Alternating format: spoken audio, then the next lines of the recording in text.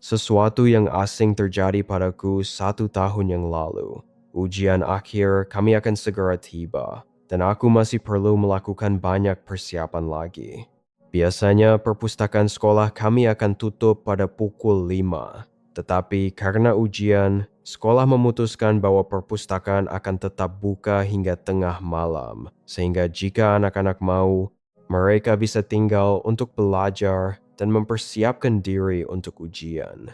Rumahku tidak jauh dari sekolah, jadi alih-alih belajar di rumah, aku lebih suka belajar di perpustakaan yang tenang dan damai, dan sebagian besar mempersiapkan ujian di sana. Hari itu, aku meninggalkan rumahku pada pukul 6 dan segera tiba di perpustakaan untuk mempersiapkan ujian.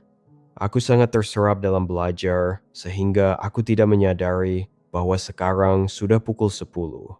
Aku tidak pernah tinggal di perpustakaan selama itu. Biasanya aku sudah dalam perjalanan pulang sekitar pukul 8. Bahkan pada pukul 8 sekalipun, setidaknya masih ada beberapa siswa di perpustakaan. Tetapi pada pukul 10 ada keheningan yang mutlak. Aku hanya memiliki sekitar 10 hingga 15 menit pekerjaan yang tersisa, jadi aku memutuskan aku akan segera menyelesaikan ini dan kemudian pulang ke rumah. Aku benar-benar tenggelam dalam pekerjaanku ketika aku mendengar seseorang berjalan dengan pincang. Aku menjatuhkan buku-buku dan berlari keluar dari perpustakaan. Ada lorong yang sangat panjang di luar perpustakaan sekolah kami. Di ujung lorong itu, ketika kamu belok kanan, kamu akan menemukan pintu keluar sekolah. Aku melewati lorong itu dan dengan cepat mendekati pintu keluar ketika aku melihat seorang wanita berdiri di ujung lorong itu. Aku tidak tahu siapa dia, tetapi semakin aku mendekat, aku semakin merasa tidak nyaman. Aku menjadi sangat tidak nyaman sehingga aku berseru, "Siapa di sana?" Begitu aku mengatakan itu, dia menghilang dalam beberapa detik. Aku menghela napas lega dan terus keluar melalui pintu depan. Karena kelelahan dan lapar, aku bahkan tidak bisa berjalan dengan benar. Tetapi aku memperhatikan bahwa jalanan itu anehnya benar-benar sepi, yang sangat ganjil. Karena jalan ini biasanya sangat ramai.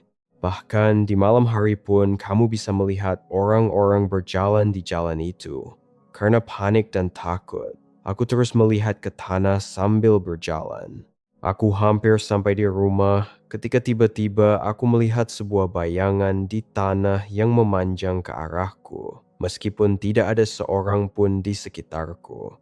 Ketika aku mengangkat kepalaku, aku melihat seorang wanita berjalan di depanku. Aku merasa dia sangat aneh.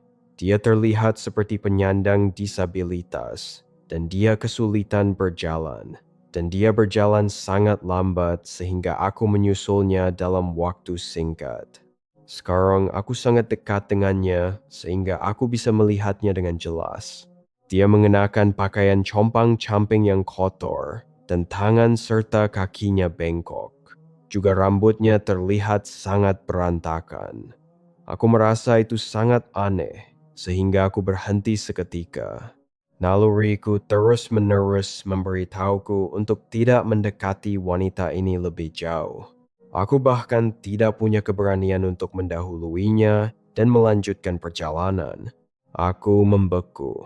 Aku tidak bisa mengucapkan sepatah kata pun karena terkejut. Otakku menjadi mati rasa.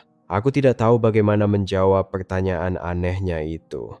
Karena takut, aku menunjuk jauh. Jauh ke arah wanita itu di sana, hanya ingin dia pergi. Dia berjalan pincang ke arah yang aku tunjukkan, dan dia berjalan sangat jauh hingga aku tidak bisa melihatnya lagi. Aku sangat ketakutan dengan pikiran bahwa dia mungkin akan muncul lagi di hadapanku, jadi aku berlari sekencang mungkin. Saat itu otakku tidak bisa memikirkan hal lain selain mencari seseorang yang bisa membantuku sebuah mobil, seseorang, atau siapa saja.